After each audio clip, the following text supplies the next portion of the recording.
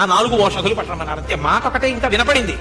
మహానుభావుడు ఎగిరి త్రికూటాచలం మీదకి వెళ్లి అక్కడి నుంచి మలయ పర్వతం మీదకి ఎగిరి మలయ పర్వతం మించి ఒక్కసారి ఆ పర్వత శిఖరములు కింద పడిపోయేటట్టుగా ఎగిరి ఆకాశ మార్గంలో వెళ్లి కైలాస పర్వతం దగ్గరికి వెళ్ళిపోయారంతే. కన్ను మూసి కన్ను తెరిచేంతలో వెళ్ళిపోయారు. అది హనుమ యొక్క వేగం అంటే. అందుకే హనుమని నమ్మిన వాడికి ఎన్నడూ ఏ ఇబ్బంది ఉండదు, కాపాడి తీరుతారు మహానుభావుడు.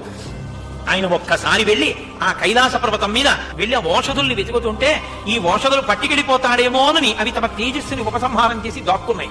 యక్షులు, సిద్ధులు, దేవతలు అందరూ ఆకాశం మీద నిలబడి స్తోత్రం చేస్తుండగా రామకార్యం మీద ఉపకారం చెయ్యని మీ బ్రతుకెందుకని ఆ పర్వత శిఖరాన్ని తన వేళ్లతో పెళ్లగించి చేత్తో పట్టుకుని అంతే వేగంతో జాంబవంతుడు ఎలా చెప్పాడో అలా మళ్ళీ కన్ను మూసి కన్ను తెరిచేటప్పటికీ ఆకాశ మార్గంలో గరుత్మంతుడు వస్తున్నాడా అన్నట్టుగా ఆ సంజీవని పర్వతాన్ని తీసుకొచ్చి ఆ ఓషధీ పర్వతాన్ని ఆ యుద్ధ భూమిలో దింపారు.